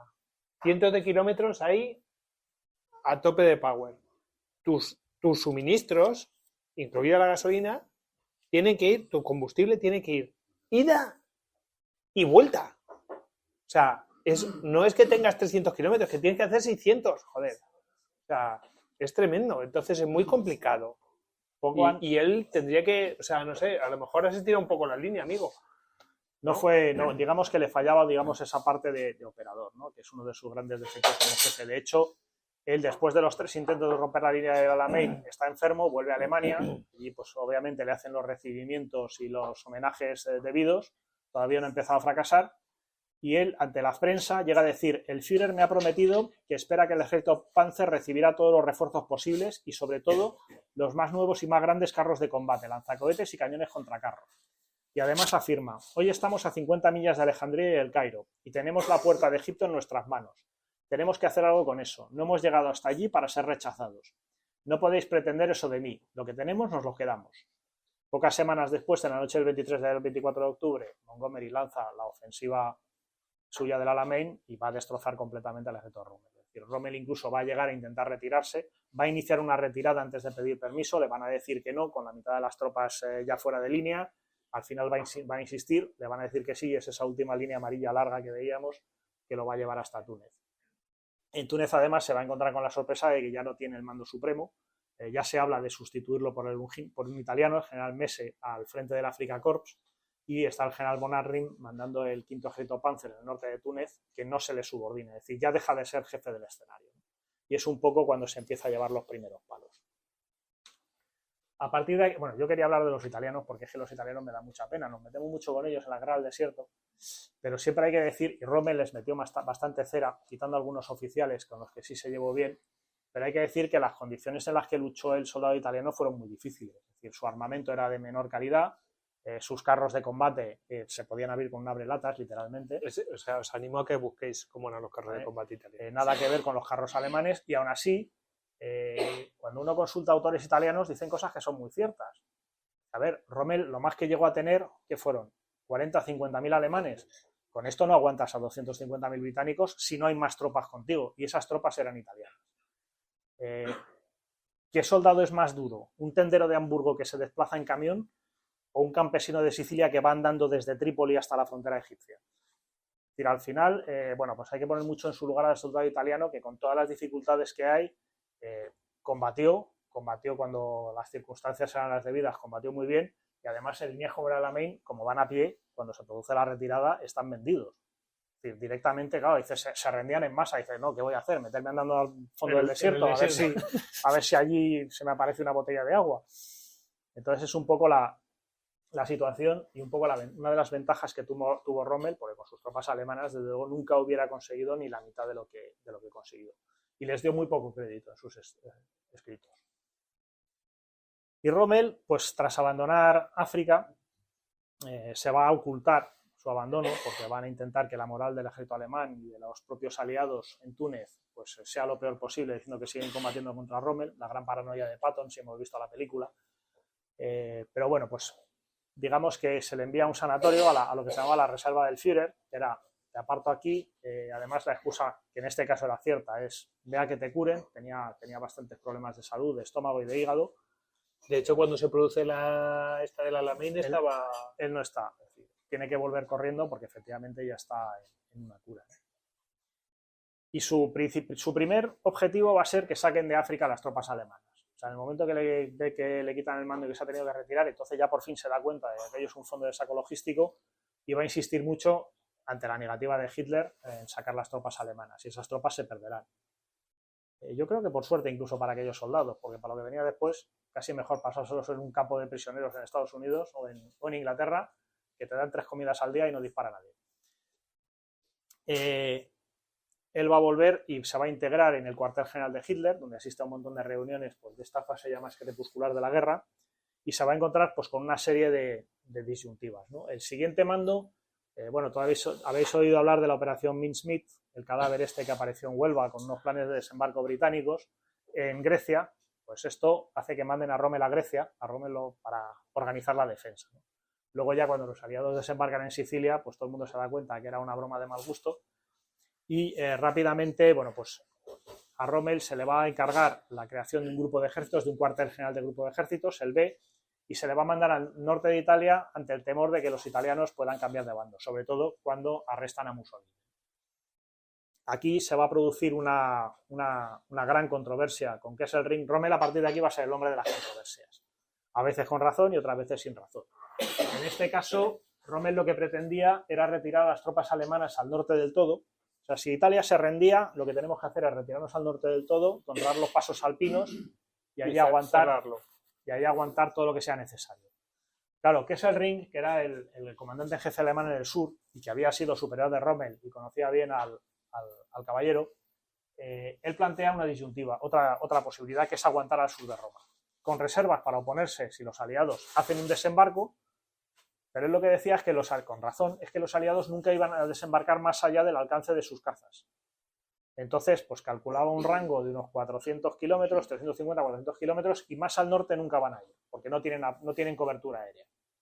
Y efectivamente tenía razón, es decir, los aliados van a desembarcar en Salerno, que es ahí muy justito con respecto a los aeródromos que tienen en Sicilia, y luego en Anzio, y no va a haber más desembarcos. Toda esta costa que tiene Italia la van a dejar bastante tranquila. Además, lo bueno que tienes es que tú dices, oye, pues lo pongo aquí, el ancho es el mismo que si lo pongo más atrás. Y Kesselring, bueno, pues se encontrará, digamos, efectuará esta defensa de Italia. Son interesantes unas palabras de Hitler del año 44, ya bastante después, ya habiendo leído los periódicos de lo que pasó, pero diría Hitler: en aquel momento me encontré ante la difícil cuestión de si entregar el mando a Kesselring o encargar la tarea a Rommel. Él, Rommel, también presagiaba que el colapso de Italia estaba muy próximo, y hasta ahora esto no ha ocurrido. En realidad, ha sido totalmente rebatido por los acontecimientos y ha quedado justificada mi decisión de dejar allí al general Feldmarschall Kesselring. en quien he visto unos increíbles ideales políticos, pero también optimismo militar. Y yo creo que no se puede dirigir en la guerra sin optimismo. Considero que Rommel es, en un sentido limitado, un líder extraordinariamente audaz y también habilidoso. No lo considero un corredor de fondo. ¿Vale? Esto lo decía Hitler de su niño bonito de 2 años antes. Es decir, ya nos vamos desencantando con el régimen. Su siguiente puesto será en Francia. Digamos que cuando Kesselring obtiene el mando en Italia, a él con su cuartel general de grupo de ejércitos lo mandan a Francia, primero a reconocer y a controlar un poco todo el fortalecimiento del muro del Atlántico, que nunca fue muro, porque realmente era una serie de posiciones bastante aisladas, salvo en la zona de Calais, donde sí había más continuidad, en realidad estuvo bastante aislado. ¿Pero por qué se le daba muro? Porque había mucha propaganda sobre eso. Pero bueno, era propaganda, y ahí se va a encontrar con otra polémica, que es el donde vamos a colocar a las divisiones acorazadas. Rommel, que en esto sí tiene ventaja y conoce lo que es el poder aéreo aliado, va a insistir en que se pongan lo más cerca de la costa. Otros oficiales van a pretender ponerlas en la zona de París para organizar un gran contraataque cuando los aliados desembarquen.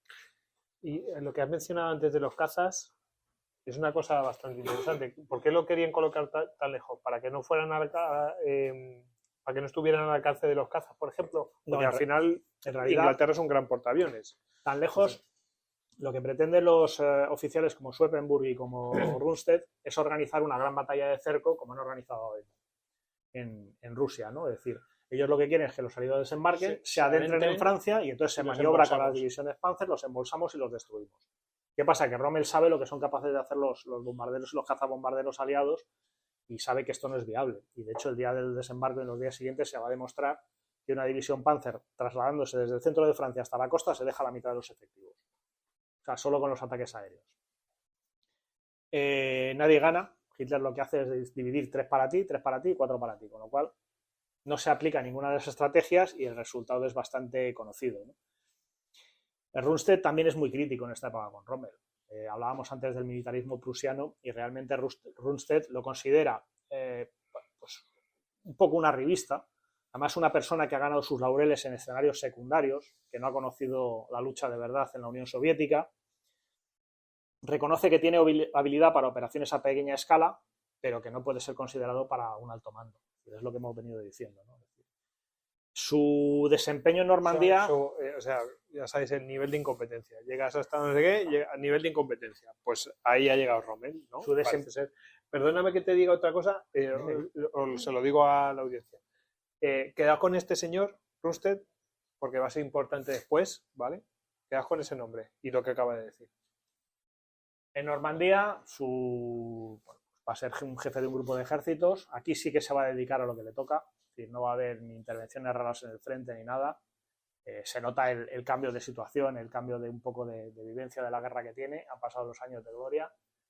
Se va a mover, pues va a tener bastantes reuniones con Hitler, también con Rundstedt, para intentar llegar, insistiendo en que hay que llegar a algún tipo de acuerdo con los aliados occidentales. De hecho, es posible que si estaba metido en alguna conspiración fuera para rendir el ejército alemán en el oeste, o sea, en bloque. Nos rendimos y que los aliados pasen y se encarguen de llegar hasta Berlín, ¿no? De eso se habla bastante. Lo que pasa es que sucede algo, ¿verdad? De hecho, volvía el cuartel general de Sepp Dietrich. Sepp Dietrich era el jefe de la Leibstandarte, uno de los más fieles a Hitler, jefe del primer cuerpo acorazado de las SS, y parece que venía de convencerlo. O sea, Dietrich le había dicho que las órdenes que él diera, y estamos hablando de esta rendición, él las cumpliría. Es decir, ya en este momento todo el mundo se ha ido dando cuenta de que la guerra tiene poco carrete y poco sentido. Lo que pasa es que volviendo, pues es atacado por un cazabombardero aliado. Espérate que, por poner, a lo mejor hay gente que no conoce esto, pero vamos, en la guerra en el este está yendo mal y en el oeste, con el desembarco en Normandía... Sí, en el oeste se ha producido el desembarco, los aliados ya están asentados, a mediados de julio están asentados en suelo francés, y en el este se ha producido el día 22 de junio, los soviéticos han lanzado una ofensiva enorme que se ha comido literalmente todo el centro del frente alemán. Y ahora están con 2 frentes, que es el gran temor alemán de toda la vida. Y como digo, pues el 17 de julio es herido, adelanto, y aquí ya te dejo que culmines. Sí. ¿Y cómo ha quedado, no? Cuádruple fractura de cráneo, casi, ¿no? Sí. Y realmente creo que el mejor neurocirujano que tenía Alemania lo intentó arreglar. Y bueno, pues hombre, Hombre, salvó su vida. le salvaron la vida, ¿no? Es decir, A ver, él cuando es herido, hasta donde yo sé, cuando es herido, bueno, muere su conductor y un par de personas más, pero no es tanto por el ataque como por la torta que se dan cuando estrellan el coche y él se estampa contra lo que sería el parabrisas. En fin, bueno, pues termina bastante mal ahí herido. Bueno, 3 días después sí, del ataque a Rommel se produce el intento de asesinato de Hitler efectivamente. en la guarida del Lobo, en Prusia Oriental, en Rastenburg. Ahí tenemos cómo quedó la oficina, la sala donde se reunían. Es increíble que sobreviviera alguien a aquello. Bueno, ¿os acordáis de la peli La Operación Valkyria, esta de Tom Cruise? ¿Cómo me gusta Tom Cruise? ¿Verdad? Qué pesado. Bueno, pues nada, pues un golpe de suerte prácticamente, porque movieron un poquito el maletín y se salvó por las justas. Pero claro, 3 días después de cuando él fue accidentado, o sea, prácticamente se está recuperando como en qué situación estaba, ¿no? Y bueno, la cuestión es que estaba bastante mal.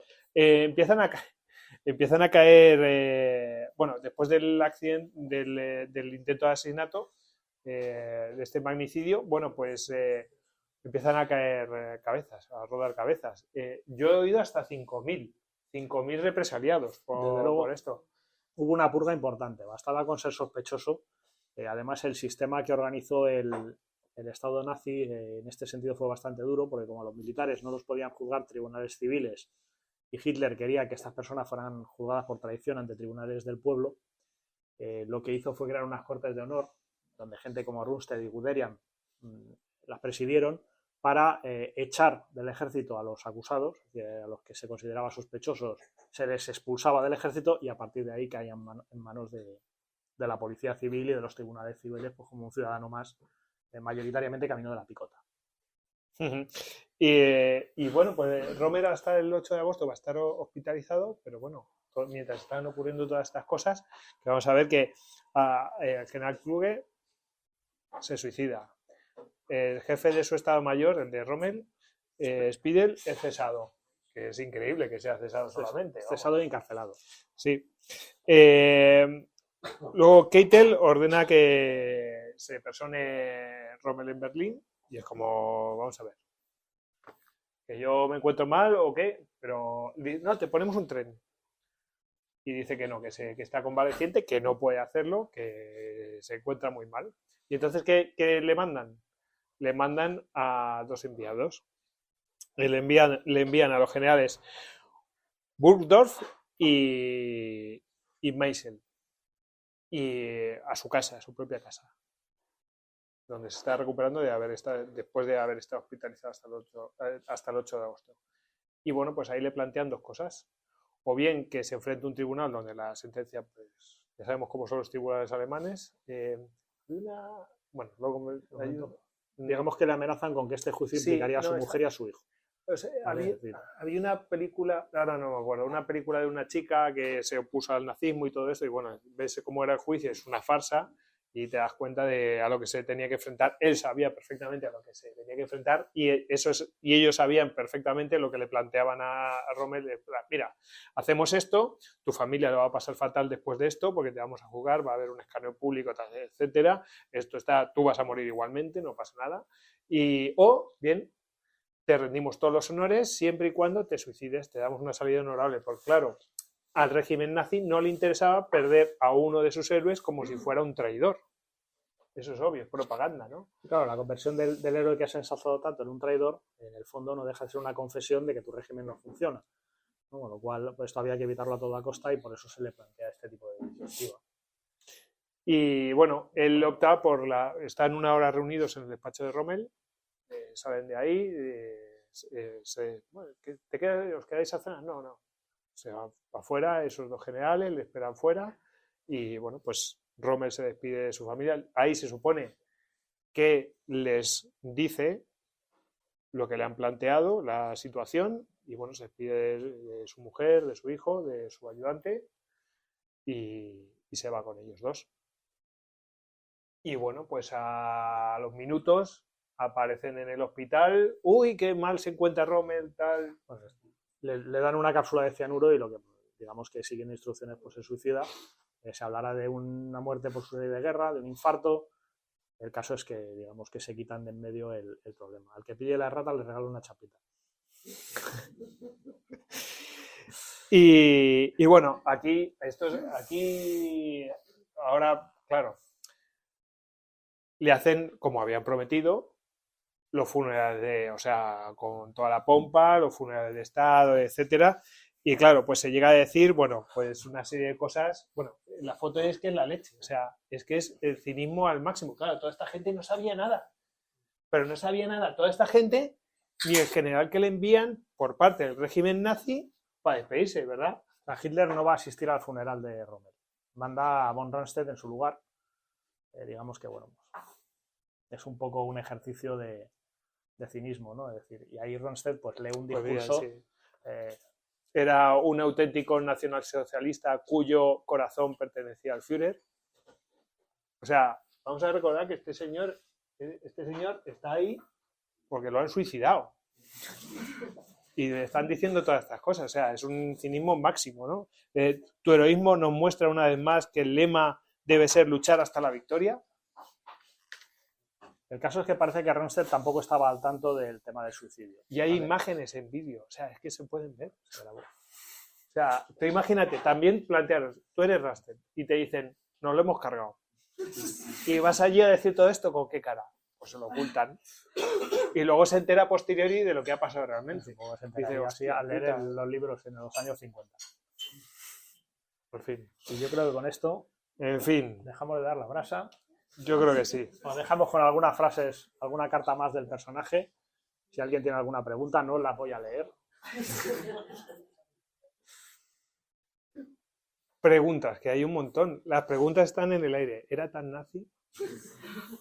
Venga, no era tan nazi. A la de 3 salimos corriendo todos. ¿Era realmente tan incompetente? ¿Se sabía adaptar? A ver, hemos dado un montón de cosas por sabidas. No hemos contado, por ejemplo, que en el desembarco en Normandía él no estaba allí. En ese momento. También no estaba allí en el Alamein, no estaba allí. Sí, hay una pregunta. Lo único que hay lo más serio que hay son las afirmaciones de Speyberg. Es poco probable que él se quisiera inmiscuir en algo como un asesinato. De hecho, la idea de lo que sí sabemos de Rommel es que la perspectiva de un asesinato lo espantaba bastante. O sea, posiblemente estaba informado de que algo se iba a hacer. Pero que lo apoyara tal, él decía que el vacío de poder que se iba a crear podía ser mucho más catastrófico. Y es verdad que gente había en el régimen, como Martin Bormann, por ejemplo, que en ese momento era el secretario del segundo de Hitler, mucho más retorcido, si se puede, y podía haber sido mucho más brutal, ¿no? También, a ver, hay que pensar que quien dice eso es una persona que está medrando. Lo hemos intentado poner en contexto en la charla, es en plan de, es una persona que cuando está publicando eso está diciendo, sí, Rommel a tope de antinazi, que se quería cargar a Hitler y no sé qué, no sé cuántos, y claro, y yo era sobre un cadáver. Y yo era su enlace con todo esto, o sea, yo era el, digamos, que intenta recoger un poco ese... Entonces, es complicado. Luego sí que hay un ambiente de, en plan de, yo estoy junto a Hitler, no sé qué, y Hitler está conmigo y no sé qué, no sé cuántos, y luego llega un momento que ya no es tan guay ese enamoramiento. Entonces... bueno, a ver, también hay gente que dice, no, por ejemplo, se ha planteado lo de genocidio, ¿no? Del holocausto, ¿no? ¿Tenía conocimiento de todo eso? No lo sabemos, pero su hijo dice que sí, que llegó un momento que sí que él tuvo conocimiento de eso y que empezó a estar en contra y que estaba de acuerdo en deponer a Hitler.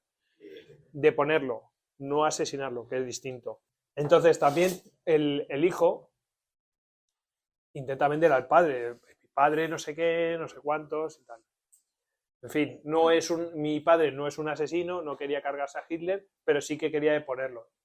En fin, yo entiendo que también aquí hay mucha, como antes has mencionado al principio de la charla, yo entiendo que aquí no vamos a conocer la verdad porque muchos mienten. Y mienten con intereses. Es muy complicado. De todas formas, hay que apreciar que ha llegado un montón de documentación. Lo que pasa es que hay que intentar discernir cuál es la documentación que es fiable, si es que es posible que sea fiable, y cuál no. Y hay un montón de documentación que se dice que se ha perdido. ¿Vale? Que se deshizo de ella el régimen nazi. Es muy fácil al cadáver o a un régimen que ha caído, es muy fácil echarle la culpa. ¿Vale? Yo no estoy defendiendo, simplemente digo que le encalomo el problema a otro y ya está, a correr.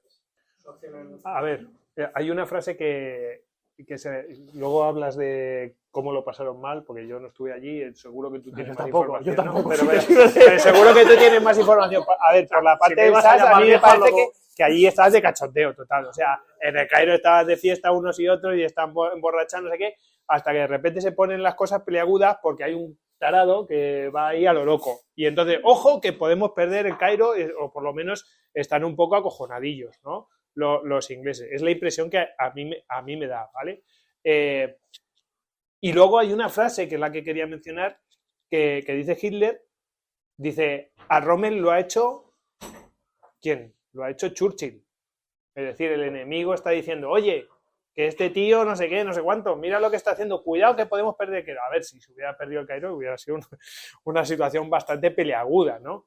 Pero, o sea, en la serie, por lo menos en la serie, a mí me parece que están todos de cachondeo hasta que dicen, oye, mira, que esto se está poniendo peleagudo, a ver si hacemos algo. Pero igual estaban de fiesta todos, por lo menos en la serie, ¿eh? Quiero decir que no me parece que los pongan así, que lo están pasando mal. Y a los alemanes que lo matan de sorpresa cuando atacan los aeródromos, están todos así en la cantina, ¿eh? O sea, que yo no veo combates ahí acérrimos unos... no veo esa situación. Pero claro, vivir en el desierto es una situación dura. Entonces, por eso quería que aparte del propio desierto, sí, la guerra del África fue dura. Vamos a ver. Cualquier escenario en lo que el tío de enfrente lo que quiere es degollarte, matarte, acabar contigo, siempre es duro, ¿vale? No fue el frente del este porque la guerra del norte de África le faltó el componente ideológico, de lucha ideológica, y la crueldad en ese sentido que marcó el frente del este. Es decir, el trato con los prisioneros era mucho más civilizado. De hecho, decían que era una guerra caballerosa. Sí, la guerra sin odio, la quisieron llamar, ¿no? Les permitían pero tomar bueno, el té y todo. No deja de ser una guerra. Cuando la gente se te echa encima con malas intenciones, pues te tienes que defender. Además, el escenario pues podía ser durísimo, porque el escenario del norte de África podía ser durísimo.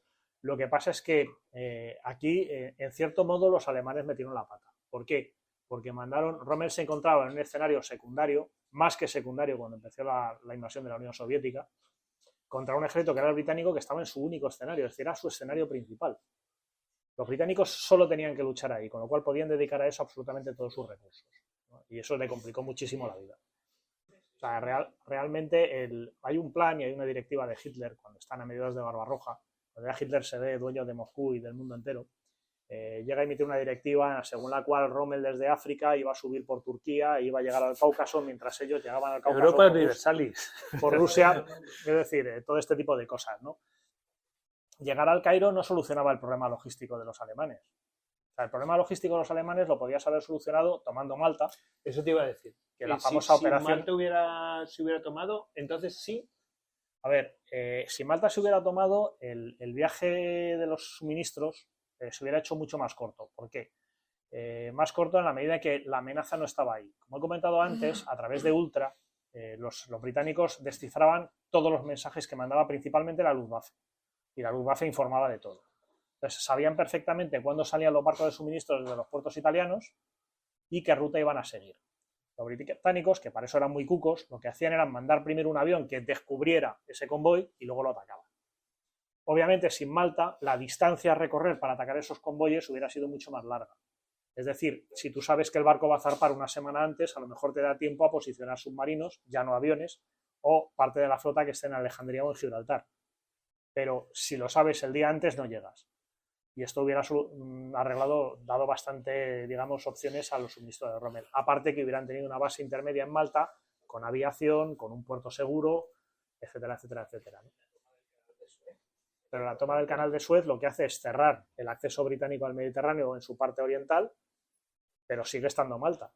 Y Malta la sigue suministrando desde Gibraltar. Si tú cortas Malta, tú tienes mejor logística. O sea, para el norte de África, y tú puedes acceder a todo lo demás.